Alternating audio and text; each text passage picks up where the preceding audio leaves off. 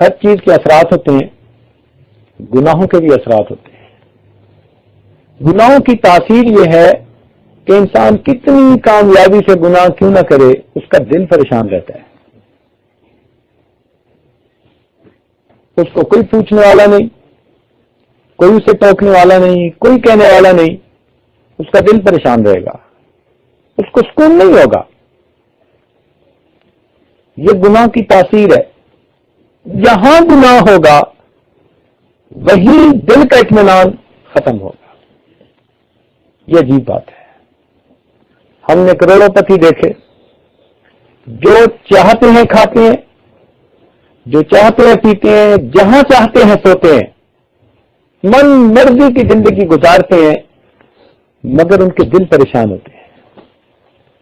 نہ دنیا سے، نہ دولت سے، نہ گھر آباد کرنے سے تسلی دل کو ہوتی ہے خدا کو یاد کرنے سے۔ تو دل کا سکون نہیں ہوتا ان کے پاس۔ آپ حیران ہوں گے، میں ایک آدمی کا بات کوٹ کر رہا ہوں اور عجیب سی ہے، اتنا بڑا وہ فیکٹری اونر تھا، بزنس مین تھا، کہ اس نے اپنی پسند کی شادی کی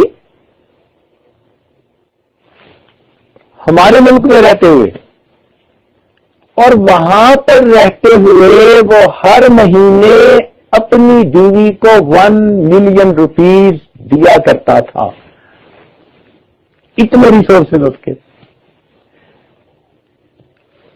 بیوی نے بھی بتایا، خاوند نے بھی بتایا، 10 لاکھ روپے ہر مہینے اپنی بیوی کو گفٹ دیتا تھا۔ اور میاں بیوی دونوں میرے پاس اس لیے آئے کہ ہم پریشان ہیں، راتوں کو نیند نہیں آتی۔ اس بیوی کو بھی نیند نہیں آتی جس کو ہر مہینے 10 لاکھ روپیہ ملتا ہے، اور اس خاوند کو بھی نیند نہیں آتی کہ جس کو اپنے ریسورسز کا پتہ ہی نہیں ہے۔ اگر مال سے سکون ملتا تو یہ بندہ شاید دنیا کے خوش پرسکون انسانوں میں سے ایک انسان ہوتا، مگر نہیں، کیونکہ گناہوں بھری زندگی تھی، اس لیے دل پریشان۔ تو گناہوں کی تاثیر یہ ہے، دل کو سکون نہیں ہوتا، ڈپریشن، اتنی گولیاں کھاتے ہیں۔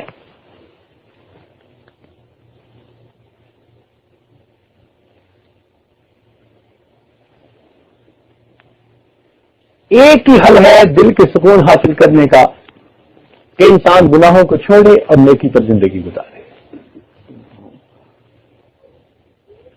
آپ نے بڑے ہوٹلوں میں دیکھا، بوفے سسٹم کھانے کا ہوتا ہے نا، کھانا پکا کے رکھ دیتے ہیں، ہر بندہ ضرورت کے مطابق لے کے بیٹھ کے کھا لیتا ہے، مگر ہر کھانے کی ٹرے کے نیچے وہ ایک کینڈل جلا دیتے ہیں، ہیٹ سورس۔ پوچھے نا بھائی کیوں ایسا کیا؟ وہ کہتے ہیں کھانا 2-4 گھنٹے گرم رہتا ہے۔ یہ گناہوں کی مثال اس کینڈل کی مانند ہے۔ جتنے گناہ کرتے ہیں ہم یوں سمجھیں کہ اتنی بڑی کینڈل اپنی لائف میں جلاتے ہیں، اور وہ ہیٹ ہمیں پریشان رکھتی ہے۔ کبھی اللہ تعالیٰ اس بندے کے بیٹی کو اس کے لیے ہیٹ سورس بنا دیتے ہیں، کبھی بیٹے کو، کبھی بیوی کو، کبھی اپنی صحت کو، کبھی اپنے بزنس کو، کہیں نہ کہیں سے اس کو ہیٹ ملتی رہتی ہے۔ پریشان، ایک پریشانی ختم نہیں ہوتی دوسری اوپر سے، وہ ختم نہیں ہوتی تیسری اوپر سے، پریشانیاں ہی جان نہیں چھوڑتی۔ یہ نہیں ہوتا کہ کھانے پینے کا کچھ نہیں، سب کچھ ہوتا ہے، مگر پریشانی ہوتی ہے۔ اصل وجہ کیا ہوتی ہے؟ اصل وجہ یہ ہوتی ہے کہ انسان گناہ کر رہا ہوتا ہے۔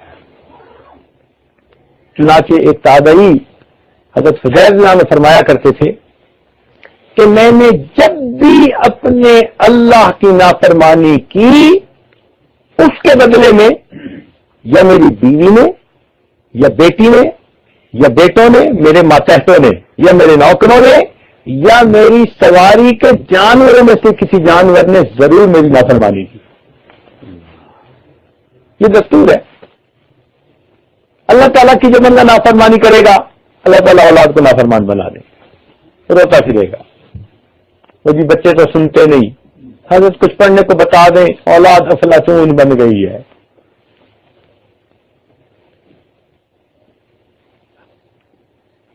حالت یہ ہوتی ہے کہ بیٹے پھر باپ سے یوں نفرت کرتے ہیں جیسے کوئی پاپ سے نفرت کیا کرتا ہے. اور یہ ہاتھوں کی کمائی ہوتی ہے, جو کھیتی باڑی ہوتی ہے وہ پھر کاٹ رہے ہوتے ہیں. تو اللہ رب العزت نے صاف اور واضح لفظوں میں فرما دیا وَذَرُوا ظَاهِرَ الْإِثْمِ وَبَاطِنَهُ, چھوڑ دو وہ گناہ جو تم ظاہر میں کرتے ہو یا چھپے ہوئے کرتے ہو. مجھے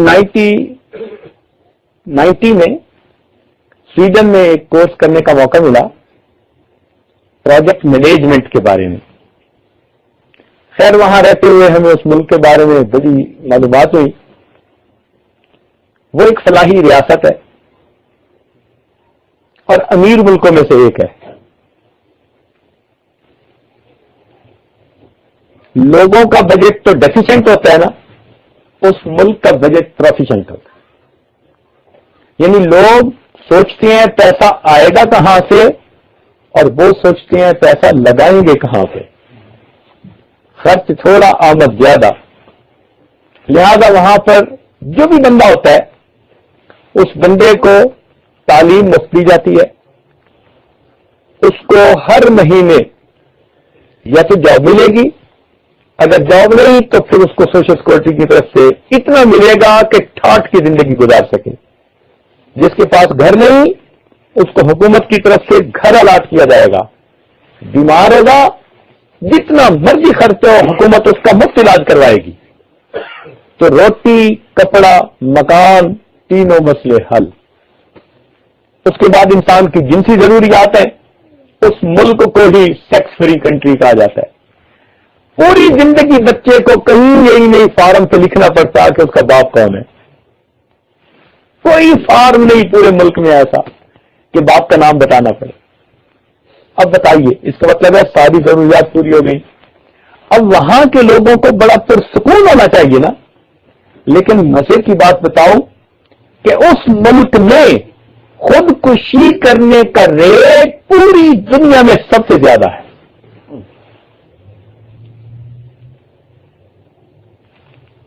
بھائی اتنی سہولیات زندگی کے مل جائے, کوئی مسئلہ ہی نہ ہو, پھر تو بندے کو پرسکون ہونا چاہیے. مگر نہیں, خودکشی کرنے کا ریٹ پوری دنیا میں سب سے زیادہ وہاں پر ہے. وہاں کے ایک ڈائریکٹر کہنے لگے کہ حکومت ہماری پریشان ہے. لوگ اپلیکیشن دیتے ہیں ڈاکٹرز کو کہ اتنے میں ہم نے ریٹائرمنٹ ہونی اور اس کے اتنے عرصے بعد آپ ہمیں ایک ٹیکہ لگا دینا ہم تاکہ دنیا سے چلے جائیں. اتنے پریشان ہوتے ہیں. ڈاکٹروں کے پاس اپلیکیشن اتنی جمع ہو گئی, وہ کہتے ہیں ہم کریں تو کیا کریں. اب بتائیے, معلوم ہوا کہ قلب کا سکون کوئی اور چیز ہے. یہ فقط مال و دولت سے نہیں ملتی, یہ اپنی خواہشات اور شہوات کو پورا کرنے سے نہیں ملتی. یہ ملتی ہے جب انسان نیکی پر زندگی گزارتا ہے, اپنے پروردگار کو راضی کر لیتا ہے, پھر اللہ تعالیٰ دل کو پرسکون بنا دیتے ہیں. تو ہم اگر چاہتے ہیں کہ ہم بھی ایک کامیاب اور پرسکون زندگی گزاریں تو ہمیں چاہیے کہ ہم اپنے گناہوں سے سچی توبہ کر لیں اور اپنے مالک اور خالق کو راضی کرنے کی کوشش کریں.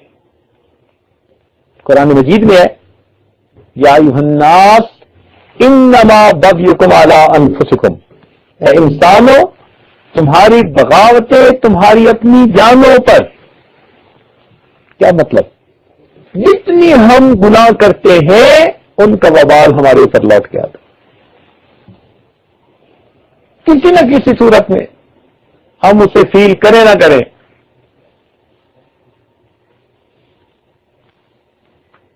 ایک مرتبہ میرے پاس فیصل آباد سے ایک خاتون آئی. گھر والوں نے مجھے پیغام بھیجا, میں اپنے مہمان خانے میں مردوں کے پاس تھا انہوں نے پیغام بھیجا جی کہ خاتون آئی ہے، کوئی بات کرنا چاہتی ہے، اس نے واپس بھی جانا ہے اور زار و قطار ہو رہی ہے جب سے آئی ہے، آپ اس کو ذرا جلدی ٹائم دے دیں۔ تو یہ آج مہمان خانے سے گھر آیا، پردہ تھا، پردے کے پیچھے وہ خاتون بیٹھ گئی، رو رہی تھی اس وقت تک۔ میں نے اس سے پوچھا کہ بی بی آپ کیوں پریشان ہیں؟ وہ کہنے لگی جی کہ میں پہلے تو اپنے بارے میں کچھ آپ کو بتا دیتی ہوں، میرا خاوند انڈسٹریلسٹ ہے، 7 سال پہلے ہماری شادی ہوئی، محل نما اس نے مکان بنایا ہوا ہے، ہماری اس وقت تک اولاد کوئی نہیں ہوئی، مگر یہ میرا پرابلم نہیں ہے، اس لیے کہ خاوند مجھ سے خوش ہے، میں خاوند سے خوش ہوں، ہم دونوں آپس میں محبتوں بھری زندگی گزار رہے ہیں، تو یہ پرابلم نہیں ہے۔ اور کہنے لگی گھر کے تمام اخراجات خاوند نے اپنے ذمہ لیے ہوئے ہیں، کچن کا خرچہ، گیس کا خرچہ، بلوں کا خرچہ، ڈرائیوروں کا خرچہ، گاڑیوں کا خرچہ، جتنے گھر کے خرچے ہیں سب میرا خاوند خود ادا کرتا ہے۔ میرا پرابلم یہ ہے کہ میرا خاوند مجھے میرے ذاتی خرچے کے لیے ہر مہینے 50,000 روپیہ دیتا ہے اور میں پریشان ہوں، میرے خرچے پورے نہیں ہوتے۔ آج سے 10 سال پہلے کی بات، پاکستان میں جہاں اتنی سستی چیزیں ہیں، جہاں 10 فیملی ممبرز لوگ جو ہیں وہ 5,000 تنخواہ پہ گزارا کرتے ہیں، وہ پریشان ہے میرے پرسنل خرچے کے لیے۔ میرا خاوند ہر مہینے 50,000 روپیز دیتا ہے، میں پریشان ہوں، میرے خرچے پورے نہیں ہوتے، اور اس نے رونا شروع کر دیا۔ میرے جیسی تو پریشان عورت کوئی ہوگی۔ خیر ہم نے بھی چند منٹوں سے رونے دیا، جب ذرا محسوس ہوا کہ ماشاءاللہ خاصی دیر اس نے رو لیا، پھر اسے سمجھایا کہ بیوی ذرا بات سنو، بات یہ کہ آپ کی زندگی کی جو ترتیب بنی ہوئی ہے نا، کہ بے پردگی کی زندگی، نمازوں کی پرواہ نہیں، پردے کی پرواہ نہیں، فلاں کی پرواہ نہیں، اپنی منمانی کی زندگی، اس زندگی میں آپ کو سکون نہیں مل سکتا۔ آپ کا خاوند آپ کو 50,000 کی جگہ 5 لاکھ بھی دینا شروع کر دے، نہیں۔ میں نے اسے بھی کوٹ کیا، میں نے کہا میرے پاس ایسی خاتون بھی آئی کہ جسے ہر مہینے 10 لاکھ ملتے تھے اور وہ بھی پریشان تھے۔ کہنے لگی جی پھر سکون مل کیسے سکتا ہے؟ میں نے کہا اس کا طریقہ یہ ہے کہ آپ پچھلے گناہوں سے توبہ کر لیں اور آئندہ نیکوکاری کی زندگی گزارنے کا دل میں ارادہ کر لیں، پھر دیکھنا آپ کے دل کو سکون ملے گا۔ خیر اچھی خاتون تھی، کہنے لگی جی پھر آپ مجھے طریقہ بتا دیں۔ اس عاجز نے اسے توبہ کے کلمات پڑھا دیے اور کچھ ضروریات دین کے بارے میں بتا دیا، تو وہ خاتون چلی گئی۔ تیسرے یا چوتھے مہینے اس نے فون کیا اور فون پر بتانے لگی کہ حضرت جو آپ نے بتایا میں نے ہو بہو اپنی زندگی اس کے مطابق بنا لیا ہے، بڑی پرسکون زندگی گزارتی ہوں حضرت، میرا ذاتی خرچہ مہینے کا 15,000 میں پورا ہو جاتا ہے اور میرے باقی پیسے میں یتیموں، بیواؤں اور غریبوں کے اوپر خرچ کرتی ہوں۔ پرسکون زندگی گزار رہی تھی۔ تو سچی بات یہ ہے کہ ہم نے اپنے گناہوں کے سبب اپنے آپ کو پریشان کیا ہوا ہوتا ہے۔ اگر ہم یہ گناہ چھوڑ دیں تو ہماری زندگی پرسکون ہو جائے۔ اس لیے ارشاد فرمایا وَذَرُوا ظَاهِرَ الْإِثْمِ وَبَاطِنَهُ، چھوڑ دو وہ گناہ جو تم ظاہر میں کرتے ہو یا چھپے ہوئے کرتے ہو۔ گناہوں سے توبہ کرنا اللہ رب العزت کو بہت پسند ہے، اتنا پسند کہ حدیث پاک میں فرمایا گیا التائب حبیب اللہ، توبہ کرنے والا اللہ کا دوست ہوتا ہے۔ یعنی جو بندہ گناہوں سے سچی توبہ کر لیتا ہے، پروردگار عالم اس بندے کو اپنے دوستوں میں شامل فرما لیتے ہیں، اپنے دوستوں میں شامل فرما لیتے ہیں۔ اور اللہ تعالیٰ نے توبہ کا دروازہ ہر وقت کھلا رکھا ہے۔ اس لیے کھلا رکھا کہ معلوم نہیں میرا کون سا بندہ کس وقت توبہ کرے، ایسا نہ ہو اس کی توبہ کی قبولیت میں دیر ہو جائے۔ ہر وقت توبہ۔ ہاں، جب انسان کا سانس اکھڑتا ہے نا، موت کے وقت یہ گھنگرو بجتا ہے، اس وقت پھر توبہ کا دروازہ بند ہو جاتا ہے۔ اس سے پہلے مہلت ہے۔ جتنے مرضی گناہ ہو کسی کے پاس، حتیٰ کہ ایک بندہ پیدا ہوا، اس نے ہوش سنبھالا اور گناہ کرنے شروع کیے، ساری زندگی گناہ کرتا رہا، پھر ہی اس کے گناہ تھوڑے ہیں، اللہ رب العزت کی رحمت زیادہ ہے۔ اگر وہ توبہ کرے گا اللہ تعالیٰ اس کی توبہ کو قبول فرما لے گا۔ اور اللہ تعالیٰ کی عادت کوئی نہیں ہے کہ تمہارے 5 چانس ہیں، تمہارے 10 چانس ہیں، تمہارے 100 چانس ہیں، گنتی کوئی نہیں۔ ایک بندے نے جتنی مرضی گناہ کیے، اگر وہ ڈیسائیڈ کر لیتا ہے کہ اب میں نے توبہ کرنی ہے، اللہ تعالیٰ کے ہاں اس کو آر نہیں دلائی جاتی، کوئی ایج لمٹ بھی نہیں ہے۔ اچھا 65 سال گناہ کرتے رہے، اب بڈھے ہو کے آیا، 90 سال گناہ کرتے رہے، اب کمر دوری ہو گئی، آنکھ سے دیکھا نہیں جاتا، پاؤں سے چلا نہیں جاتا، اب تمہیں یاد آئی میری عبادت، اب آئے توبہ کرنے؟ نہیں۔ 90 سال کا بوڑھا جو گھر میں وقت گزارتا ہے تو کوئی اس کی بات ہی نہیں سنتا، جو کھانستا رہتا ہے تو بچے کہتے ہیں کہ ابو آپ کو کیا ہے، ہر وقت کھانستے رہتے ہیں۔ 2 بندوں میں بیٹھنا اس کے لیے مشکل ہوتا ہے۔ جو دنیا کی محفلوں کے قابل نہ رہا، اگر وہ بھی اللہ کے حضور چل کے آتا ہے تو پروردگار نہیں فرماتے کہ 100 چوہے کھا کے بلی حج کو چل لی، نہیں۔ اللہ کے ہاں دستور یہ ہے اپنی موت سے پہلے جو میرے گھر کی طرف چل کے آئے گا میں پروردگار اس کی توبہ کو قبول کر لوں گا۔ کوئی گناہوں کی لمٹ نہیں ہے، تم نے اتنے کیے، تم نے اتنے کیے، تم نے اتنے کیے، نہیں۔ جتنے بھی گناہ کیے پروردگار یاد نہیں دلاتے۔ لوگوں کا تو یہ ہوتا ہے نا کہ کسی بندے سے ناراضگی یا سلو کرنے جاؤ، وہ آگے سے سب باتیں یاد دلائے گا، دیکھ میں نے یہ تیرے ساتھ بھلا کیا، یہ بھلا کیا، یہ بھلا کیا۔ اللہ تعالیٰ کے ہاں یہ یاد دہانی بھی نہیں۔ بندہ آتا ہے توبہ کرتا ہے، اللہ رب العزت اس کی توبہ کو قبول فرما لیتے ہیں۔ وہ مالک کتنا کریم ہے، وہ مالک اپنے بندوں پہ کتنا مہربان ہے، بلکہ دنیا والوں سے ایک دفعہ مانگو کوئی چیز تو وہ دے دیں گے، دوسری دفعہ مانگو تو آگے سے موڈ بنائیں گے، اور تیسری دفعہ ملنا چھوڑ دیں گے، اور چوتھی دفعہ زبان سے کہہ دیں گے بھائی آپ کو مزید تعلق رکھنے کی ضرورت نہیں، ہر وقت مانگتے ہی رہتے ہیں۔ تو دنیا کا یہ حال کہ چند دفعہ مانگو تو تعلق توڑ لیتے ہیں، اور اللہ رب العزت کا یہ معاملہ ایک دفعہ مانگو وہ دیتا ہے، دوسری دفعہ مانگو وہ دیتا ہے، تیسری دفعہ ہر بار مانگو، بار بار مانگو، جتنی بار مانگو گے اتنی بار اللہ تعالیٰ عطا فرماتے ہیں۔ بلکہ جو بندہ ہر چیز اللہ سے مانگے، ہر حال میں اللہ سے مانگے، اللہ رب العزت اسے اپنے اولیاء میں شامل فرما لیتے ہیں۔ فرماتے ہیں یہ تو کسی اور سے مانگتا ہی نہیں، صرف مجھ ہی سے مانگتا ہے، اس لیے میرے دوستوں میں شامل ہوتا ہے۔ اللہ رب العزت تو اتنا دیتے ہیں، اتنا دیتے ہیں۔ ہمیں چاہیے ہم اپنے گناہوں سے توبہ کر کے اپنے رب کو منانے کی کوشش کریں۔ سب سے آسان کام دنیا میں اگر کوئی ہے نا تو وہ رب کو منانا ہے، سب کو آسان۔ میں نے ایک مرتبہ ایک بچیوں کا مدرسہ تھا، بخاری شریف کی تعلیم یافتہ بچیاں تھیں، ان کا وائوا لے رہا تھا، انٹرویو لے رہا تھا۔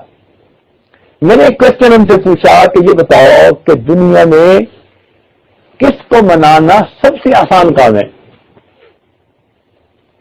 جب میں نے یہ پوچھا تو ایک بچی نے جواب دیا جی ماں کو منانا سب سے آسان۔ میں نے پوچھا وہ کیوں؟ کہنے لگے جی اس لیے کہ ماں کے دل میں اللہ نے محبت ہی ایسی ڈال دی ہے اولاد کی کہ اس کو منانا سب سے آسان۔ میں نے کہا کوئی اور اس کی دلیل دو۔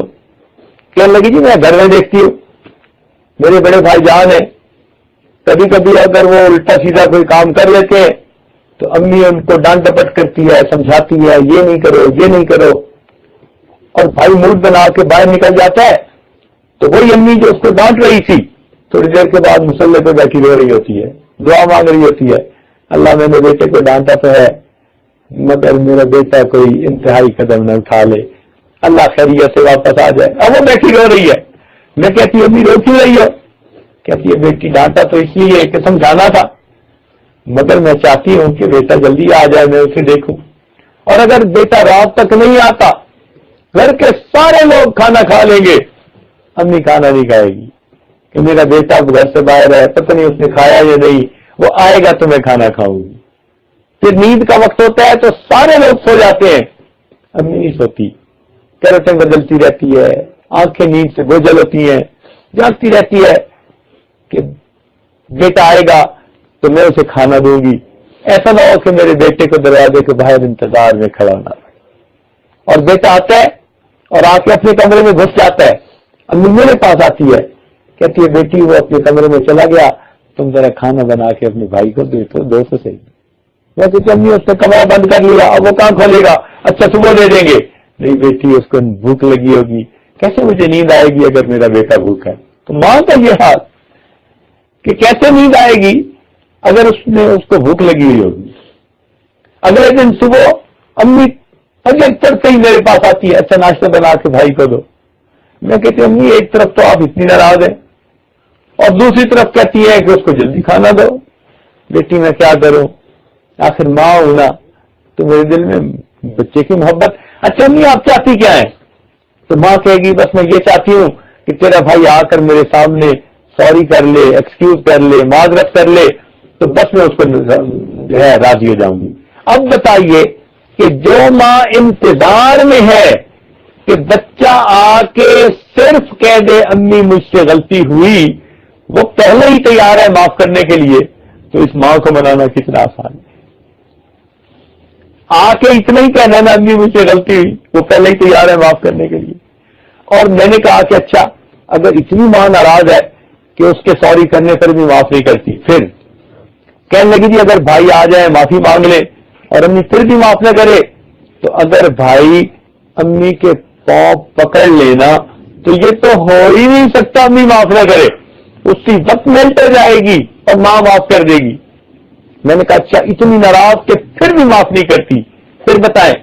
کہنے لگے جی اگر اتنی امی ناراض ہو کہ پاؤں پکڑنے پہ بھی نہیں مانی، تو اگر بھائی معافی مانگتے ہوئے اس کی آنکھوں سے آنسو نکل آئے، امی کبھی برداشت نہیں کر سکتی، اسی وقت اپنا دوپٹہ لے گی اور بھائی کے آنسو پوچھے گی، کہے گی بیٹا رو نہیں، چل میں نے تجھے معاف کر دی۔ تو معلوم ہوا کہ ماں کو اتنی محبت ہوتی ہے، ایک آنسو اگر بیٹے کی آنکھ سے ٹپکے تو ماں کا دل پسیج جاتا ہے، جتنی ناراض ہو وہ معاف کر دیتی ہے۔ یہ ماں کی ممتا بھی عجیب چیز ہوتی ہے، عجیب چیز ہوتی ہے۔ اللہ اکبر، اللہ اکبر۔ میں آپ کو ایک سچا واقعہ سناؤں، قریب کے شہر کا واقعہ ہے، دیہات کا واقعہ ہے۔ ایک نوجوان تھا، دیہات کا رہنے والا، اللہ کی شان دیکھیں، پڑھ لکھ گیا، اچھی نوکری مل گئی انجینئر کی۔ اب شہر میں رہتے ہوئے اس کو کوئی کسی جگہ رشتہ پسند آ گیا، اس نے اپنی بات چلائی اور شہر کی اس لڑکی سے اس کا نکاح ہو گیا۔ والدین بوڑھے تھے اور یہ ان کا اکلوتا بیٹا۔ اب جب شادی پسند کی ہو گئی تو اس نے شہر میں رہنا شروع کر دیا۔ کبھی کبھی یہ دیہات میں اپنے ماں باپ کو ملنے جاتا، بیوی ایسی کہ وہ اس پر بھی ٹوکتی، اتنی دیر لگا کے کیوں آئے۔ اب بہت کم جاتا ماں باپ کے پاس، تھوڑا بہت خرچہ دے دیتا، باقی پسند کی شادی تھی تو ادھر سارا کچھ اس کی ضروریات پوری کرنی پڑتی۔ خیر اب اس کا تعلق اپنے والدین سے بہت ہی زیادہ ڈائلیوٹ ہو گیا، بہت ہی زیادہ کمزور ہو گیا۔ اسی دوران اس کو سعودی عرب سے آفر آ گئی، یہ وہاں چلا گیا۔ اب وہاں جا کے تو بالکل ہی پیچھے کا خیال ہی نہیں، نہ کبھی خرچہ بھیجتا اور نہ پتہ کرتا، بوڑھے والدین اپنے حال میں زندگی گزار رہے ہیں۔ اسی حال میں یہ 13 سال سعودی عرب میں رہا۔ اب وہاں رہتے ہوئے اس کو اتنا شوق ہوا کہ یہ ہر سال 20 بچوں کے ساتھ حج کرتا۔ جب اس نے 13 حج کیا نا تو کھڑا رو رہا تھا.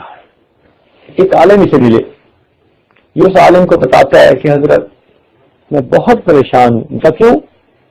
کہنے لگا 13 حج کیے, ہر سال حج کرنے کے ہفتہ کے اندر اندر میں خواب دیکھتا ہوں جیسے کوئی مجھے کہتا ہے کہ تیرا حج قبول نہیں ہوا, اور اس دفعہ میں 13 حج کر چکا ہوں اور پھر مجھے کہا گیا کہ تیرا حج قبول نہیں ہوا. میں پریشان ہوں. ان بزرگوں نے کہا کہ اچھا, اگر حقوق اللہ تو پورے کر رہا ہے تو حقوق العباد دیکھ کہیں ایسے تو نہیں کہ اس میں کوتاہی کر رہا ہو. اب اس نے حالات میں ایسے کہا, میں نے تو بالکل ہی والدین سے تعلق توڑ لیا, نہ ان کو کوئی خرچہ, نہ ان کی خیر خبر, کوئی اتا پتہ ہی نہیں ہے. ان کا میاں جاؤ پھر پہلے ان کو منا لو تب تیری باتیں قبول ہوں گی. یہ اپنے گھر آیا, بیوی کو حالات سنائے, کہنے لگے میں جاتا ہوں, میں ان کی خیر خبر پوچھ کے آتا ہوں. خیر ملک میں آیا. اب جب اپنی بستی کے قریب پہنچا نا, اس کو تو یہ بھی پتہ نہیں تھا کہ وہ زندہ بھی آئی یا نہیں. 13 سال گزر گئے تھے. اب اس نے ایک نوجوان سے پوچھا کہ بھائی وہ فلاں لوگ کس حال میں؟ اس نے کہا جی وہ ان کو پہچانتا نہیں تھا, 13 سال جو گزر گئے تھے. انہوں نے کہا ان کا ایک نوجوان بیٹا تھا, وہ تو پتہ نہیں کہاں چلا گیا. بہرحال اس کے والدین اسے یاد کرتے تھے, تو والد کچھ عرصہ ہوا فوت ہو گیا, ماں اس کی زندہ ہے, لیکن اس کے بھی آنکھوں پہ موتیا بند آ گیا, کالا موتیا, یعنی دنائی چلی گئی. اور پچھلے دنوں اس پر فالج بھی اٹیک ہوا ہے, پتہ نہیں اب وہ کے سال میں ہے, وہ بھی لگتا ہے تھوڑے دن کی مہمان ہے. اب جب اس نے یہ سنا تو اس کو بڑا صدمہ ہوا. اب اس صدمے کی وجہ سے یہ گھبرائے ہوئے دل کے ساتھ آگے جا رہا تھا. چلتے چلتے اپنے گھر کے دروازے پہ پہنچا. کواڑ بند تھے مگر کنڈی کوئی نہیں لگی ہوئی تھی. اس نے آہستہ سے دروازہ کھولا, اندر گیا. جب اندر گیا تو کیا دیکھا کہ چارپائی بچھی ہوئی ہے اور اس کی والدہ ہڈیوں کا ڈھانچہ وہ لیٹی ہوئی ہے. یہ قریب گیا کہ میں دیکھوں کہ امی سوئی ہوئی ہے, یہ جاگی ہوئی ہے. جب قریب گیا تو دیکھا کہ وہ نہ کچھ ہونٹ ہل رہے ہیں اور کوئی بات کر رہی ہے. اس نے کہا پتہ نہیں کیا پڑھ رہی ہے. اس کو یہ تو پتہ چل گیا تھا کہ اس کو نظر کچھ نہیں آتا. اب یہ آہستہ قدموں کے ساتھ گیا اور بالکل قریب جا کے بیٹھ گیا. اس نے قریب جا کے سنا اس کی ماں اپنے اللہ سے دعا مانگ رہی تھی اور کہہ رہی تھی اللہ میرا خامد تو دنیا سے چلا گیا, اب ایک ہی بیٹا ہے وہ بھی مجھ سے دور ہے, میرے مالک میرے اس بیٹے کو واپس بھیج دینا تاکہ جب میں مروں تو مجھے قبر میں اتارنے والا کوئی تو میرا محرم ہو. 13 سال گزر گئے. 13 سال کے بعد بھی ماں مایوس نہیں, پھر بھی دعا مانگ رہی ہے اللہ خامد تو میرا چلا گیا, ایک ہی بیٹا ہے میرے پاس اسے بھیج دینا, جب میں مروں تو مجھے قبر میں اتارنے والا کوئی تو میرا محرم. جب اس نے یہ سنا تو کہنے لگا اماں میں آپ کا بیٹا آ گیا ہوں. تو ماں نے حیران ہو کر بیٹی تم آ گئے ہو. اس نے شفقت سے اس کے سر پہ ہاتھ پھیرا. اللہ کی شان, اسی وقت اس ماں کو ہارٹ اٹیک ہوا اور بیٹے کی آنکھوں کے سامنے اس نے جان دی. خیر یہ نوجوان اس کے کفن دفن سے فارغ ہوا. ماں سے معافی تو مانگ ہی لی تھی, واپس آیا. اگلے سال سے پھر حج کیا. جب 14واں حج کیا تو 14ویں حج کے بعد اس نے خواب دیکھا, کوئی کہنے والا کہہ رہا تھا کہ اللہ تعالیٰ نے تیرے اس عمل کی برکت سے یہ حج بھی قبول کر لیا اور پچھلے 13 حجوں کو بھی قبول کروا لیا. تو بتانا مقصد یہ تھا کہ ماں کا تعلق تو ایسا ہوتا ہے. تو وہ بچی کہنے لگی جی سب سے آسان ماں کو منانا, لیکن میں نے اسے سمجھایا کہ ایک ہستی ایسی ہے کہ اس کو منانا اس سے بھی زیادہ آسان ہے. تو وہ بڑی حیران ہو گئی, کہنے لگی جی ماں سے بھی منانا آسان ہے. میں نے کہا ہاں, ماں کو بھی منانا ہو نا تو چل کے جانا پڑے گا. ماں کو بھی منانا ہو تو منہ سے معافی مانگنی پڑے گی, ہاتھ سے پاؤں پکڑنے پڑیں گے, کچھ نہ کچھ ظاہر کرنا پڑے گا کہ میں معافی مانگنا چاہتا ہوں. مگر ایک بات ایسی ہے, انسان کہیں چل کے نہ جائے, زبان سے کچھ نہ بولے, فقط اپنے دل میں اپنے گناہوں پہ اگر نادم اور شرمندہ ہو جائے، وہ دل کی ندامت کو قبول کر کے اس کے پچھلے سب گناہوں کو معاف فرما دیتے ہیں۔ چنانچہ حدیث پاک میں آتا ہے الندم توبۃ، جب بھی کوئی بندہ اپنے دل میں گناہوں پہ نادم ہوتا ہے، اللہ تعالیٰ اس کے دل کی ندامت کو قبول فرما کے توبہ قبول فرما لیتے۔ تو اللہ تعالیٰ کو منانا کتنا آسان ہے، سب سے آسان اللہ تعالیٰ کو منانا۔ اس لیے ہم اپنے پچھلے گناہوں سے سچی توبہ کر کے آئندہ نیکوکاری کی زندگی گزارنے کا دل میں عہد اور ارادہ کر لیں۔ رب کریم مہربان ہے، وہ یقیناً گناہوں کو معاف فرما دے۔ اس لیے آج فرمایا اے میرے بندے، اگر تیرے گناہ آسمان کے ستاروں کے برابر ہیں، اگر تیرے گناہ ساری دنیا کے سمندروں کے پانی کے قطروں کے برابر ہیں، اور اگر تیرے گناہ ساری دنیا کے درختوں کے پتوں کے برابر ہیں، اگر تیرے گناہ ساری دنیا کی ریت کے ذرات کے برابر ہیں، میرے بندے تیرے گناہ تھوڑے ہیں، میری رحمت زیادہ ہے، تو آ کے توبہ کرے گا، میں پھر بھی تیری توبہ کو قبول کر لوں گا۔ اس سے آگے بڑھ کے بات کہی، فرمایا میرے بندے تو نے توبہ کی پھر توڑ بیٹھا، پھر توبہ کی پھر توڑ بیٹھا، پھر توبہ کی پھر توڑ بیٹھا، 100 بار اگر توبہ شکستی بازا، تو نے 100 دفعہ توبہ کی، 100 دفعہ توڑ بیٹھا، میرا در اب بھی کھلا ہے، تو آ کے توبہ کر لے، میں تیری توبہ کو قبول کر لوں۔ تو میرے دوستو، اگر اللہ تعالیٰ توبہ قبول کرتے ہوئے نہیں تھکتے تو ہم توبہ کرتے ہوئے کیوں تھک جاتے ہیں؟ جب وہ پروردگار توبہ قبول کرتے نہیں تھکتا، ہم توبہ کرتے ہوئے کیوں تھک جاتے ہیں؟ ہمیں بھی چاہیے ہم اپنے گناہوں سے سچی توبہ کر کے آئینہ نیکوکاری پرہیزگاری کی زندگی گزارنے کا ارادہ کریں، تاکہ رب کریم ہم سے راضی ہو جائیں، دنیا آخرت کی ہماری زندگی سنور جائے۔ وآخر دعوانا ان الحمد للہ رب العالمین۔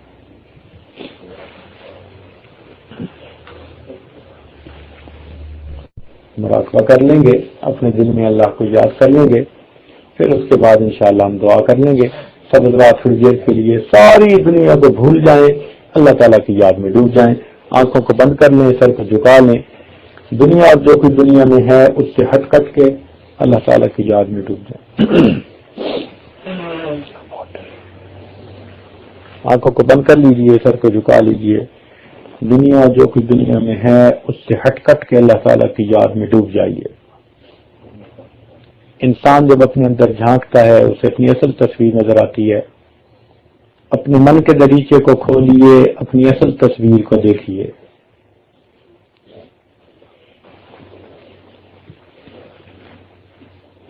انسان جب اپنے اندر جھانکتا ہے اسے اپنی اصل تصویر نظر آتی ہے۔ اپنے من کے دریچے کو کھولیے، اپنی اصل تصویر کو دیکھیے۔ یہ تصور کیجئے اللہ رب العزت کی رحمت آ رہی ہے، دل میں سما رہی ہے، دل کی ظلمت اور سیاہی دور ہو رہی ہے، اور دل کہہ رہا ہے اللہ اللہ اللہ۔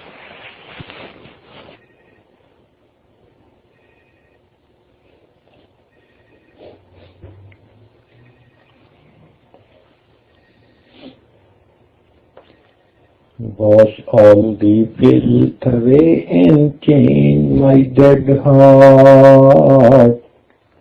Make me alive again, give me a fresh start.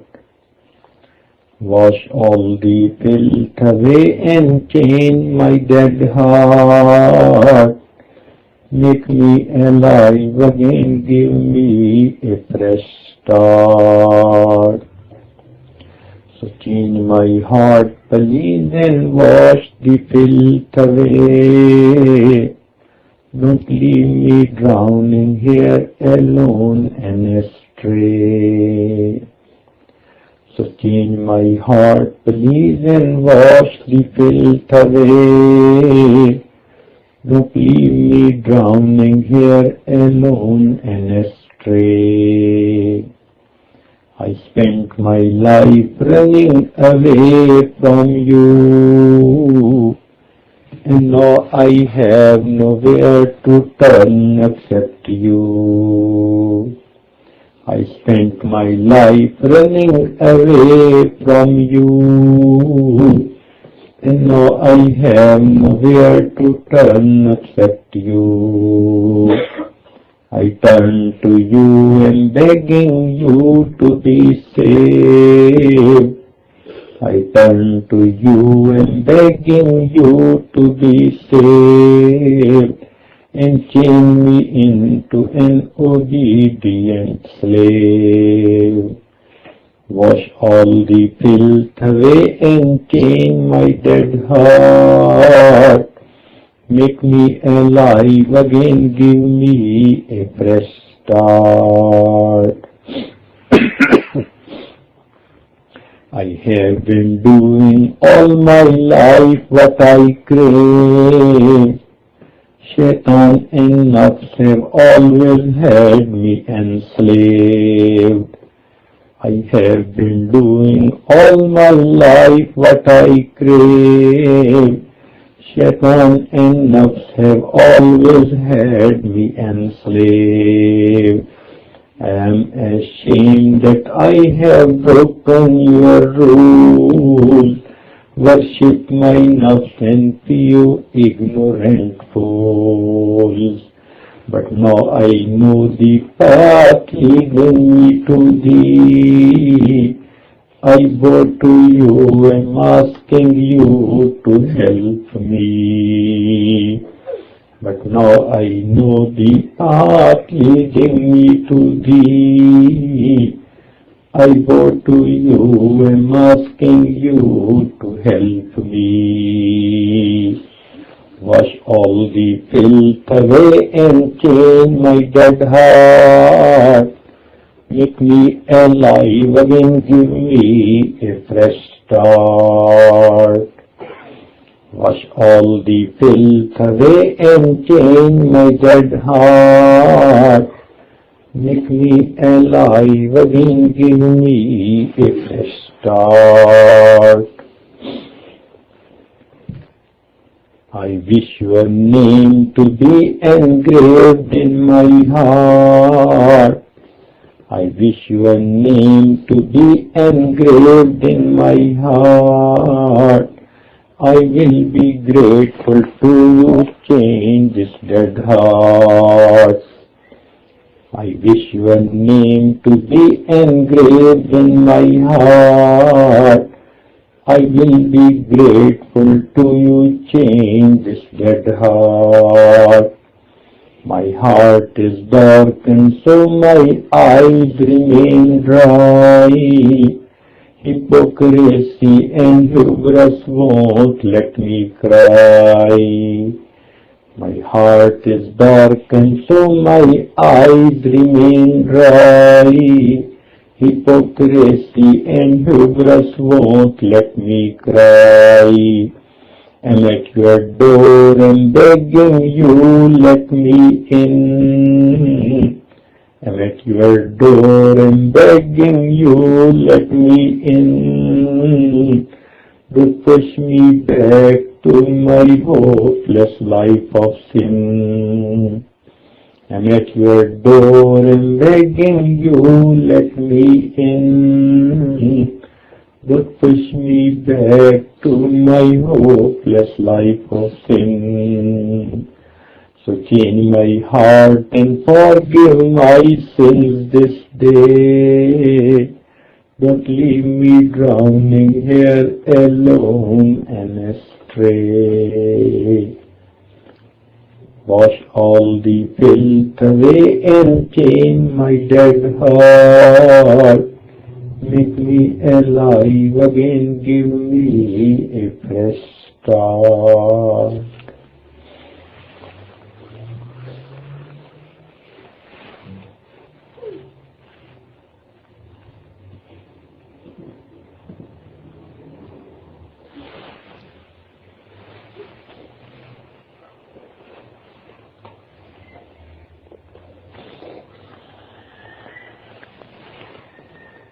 لا إله إلا الله محمد رسول الله. دعا कीजिए سبحان ربي العظيم اللهم صل على سيدنا محمد وعلى آل سيدنا محمد وبارك وسلم. ربنا ظلمنا أنفسنا وإن لم تغفر لنا وترحمنا لنكونن من الخاسرين. اے مولا ہم آپ کے عاجز مسکین بندے ہیں، ہمارے گناہوں کو معاف فرما، ہماری خطاؤں سے درگزر فرما، ہمارے عیبوں کی قدر فرما. اللہ ہماری نگاہوں کو پاک فرما، ہمارے دلوں کو صاف فرما، ہمارے سینے کو اپنی محبت سے لبریز فرما.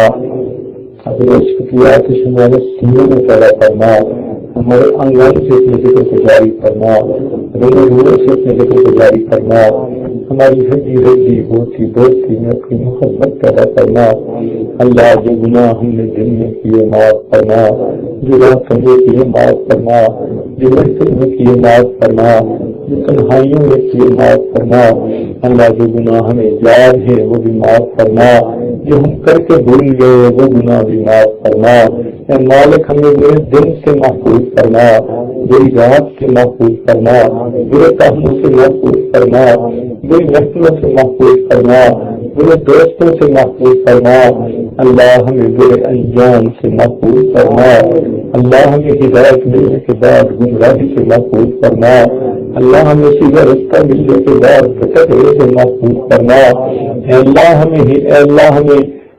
ہمیں عزت ملنے کے بعد ذلت سے محفوظ کرنا، ڈگمگانے سے محفوظ کرنا. اے اللہ جگ ہنسائی سے محفوظ کرنا، ذلت رسوائی سے محفوظ کرنا. اے اللہ ہمارے صحت میں برکت عطا کرنا، علم میں برکت عطا کرنا، عمل میں برکت عطا کرنا، کاموں میں برکت عطا فرما، رزق میں برکت عطا فرما، عزت میں برکت عطا فرما. قدم قدم اپنی برکت شامل حال فرما. اللہ ہماری اولادوں کو نیکوکار بنا، پروردگار بنا، ماں باپ کی آنکھوں کی ٹھنڈک بنا.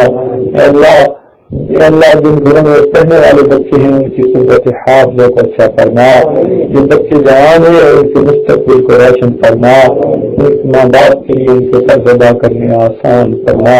اللہ اولاد کے غموں سے محفوظ کرنا، اولاد کے دکھوں سے محفوظ کرنا، اولاد کی پریشانیوں سے محفوظ کرنا. میرے مولا ہماری جان مال کی حفاظت کرنا، عزت آبرو کی حفاظت کرنا، ہمارے ایمان کی حفاظت کرنا. رب کریم ہمارے ساتھ درگزر کا معاملہ کرنا. اے اللہ ہمیں نماز کی حضوری نصیب کرنا، سجدے کا سرور نصیب کرنا، ہمارے ساتھ پڑھنے کا لطف نصیب کرنا، رات کے آخری پہر کے مناجات کی لذت نصیب کرنا. اللہ ہمیں ایمان حقیقی کی حلاوت نصیب کرنا. رب کریم ہماری ان دعاؤں کو اپنی رحمت سے قبول کرنا. اے اللہ کتنے مرد ہیں اور عورتیں ہیں دور دور سے چل کے آئے ہیں، اللہ ان کے دل کی ہر نیک تمنا کو پورا کرنا، نیک مقاصد میں کامیابی عطا کرنا. اے اللہ نیک مقاصد میں کامیابی عطا کرنا. الجھے ہوئے کاموں کو اپنی رحمت سے سلجھا اور اٹکے ہوئے کاموں کا ہونا آسان کرنا. رب کریم ہمارے ساتھ درگزر کا معاملہ کرنا. اے اللہ ہمیں گناہوں سے نجات عطا کرنا، ہمارے نفس کو نفس مطمئنہ بنا، نفس شیطان کے مطلوب سے محفوظ کرنا. اللہ ہم بگڑے ہوئے ہیں ہماری اصلاح کرنا. اللہ ہم بکھرے ہوئے ہیں، اللہ ہمیں ایک مرکز کی طرف مرکوز کرنا، نیکی تقوی کی زندگی نصیب کرنا، اپنی رضا والی زندگی نصیب کرنا، اخلاق حمیدہ والی زندگی نصیب کرنا. اللہ ہمیں فتنوں سے محفوظ کرنا، آزمائشوں سے محفوظ کرنا. ہم امتحانوں کے قابل نہیں، اللہ ہمیں امتحانوں سے محفوظ کرنا. رب کریم رحمتوں کا معاملہ کرنا. اے اللہ ہمیں بار بار اپنے گھر کا دیدار عطا کرنا، اپنے محبوب کے گھر کی حاضری نصیب کرنا. رب کریم امت مسلمہ کو عزت رکھتا نصیب کرنا. یہاں جہاں مسلمان پریشان ہے اللہ سب کی پریشانیوں کو دور کرنا. رب کریم ہماری ان دعاؤں کو اپنی رحمت سے قبول کرنا. اے اللہ جب بندے پریشان ہوتے ہیں، اے اللہ جب بچہ پریشان ہوتا ہے ماں باپ کی طرف دوڑتا ہے، جب بندے پریشان ہوتے ہیں پروردگار کی طرف لوٹتے ہیں. ٹوٹے دلوں کو تسلی دینے والے، خالی جھولیوں کو بھر دینے والے، گنہگاروں پر رحمت کی چادر ڈال دینے والے. اللہ ہمارے ساتھ رحمتوں کا معاملہ کرنا. اے اللہ ہمارے طرف کی کرم کی نظر کرنا. اے اللہ پھر ایک نگاہ کی بات ہے، میری زندگی کا سوال ہے. ایک رحمت کی نظر ڈال دیجیے، ہمارے گناہوں کو دھو دیجیے اور ہمیں بھی اپنے عالیہ میں شامل فرما لیجیے۔ اے اللہ ہمارے والدین عزیز اقارب مشائخ کی دنیا سے بہت چکے ان کی مغفرت فرما، جن کی آپ نے مغفرت کر دی تو ان کے الگ الگ جات عطا فرما۔ اے اللہ جن لوگوں نے ہمیں دعاؤں کے لیے پیغامات دیے، یہ جن کے ہمارے اوپر حقوق آتے ہیں، یہ جو ہم سے توقعات رکھتے ہیں، ان سب کو نیک دعاؤں میں شامل فرما اور قیامت کے دن ان کے حقوق سے وصولت گوش فرما۔ اے اللہ یہاں جتنے بھی احباب موجود ہیں، یہ دور مستورات تک آواز جا رہی ہے، اللہ سب کی دلی نیک تمناؤں کو پورا فرما۔ ربنا تقبل منا انک انت السمیع العلیم تب علینا انک انت التواب الرحیم۔ صلی اللہ تعالی علی حبیبہ سیدنا محمد وآلہ واصحابہ اجمعین برحمتک یا ارحم الراحمین۔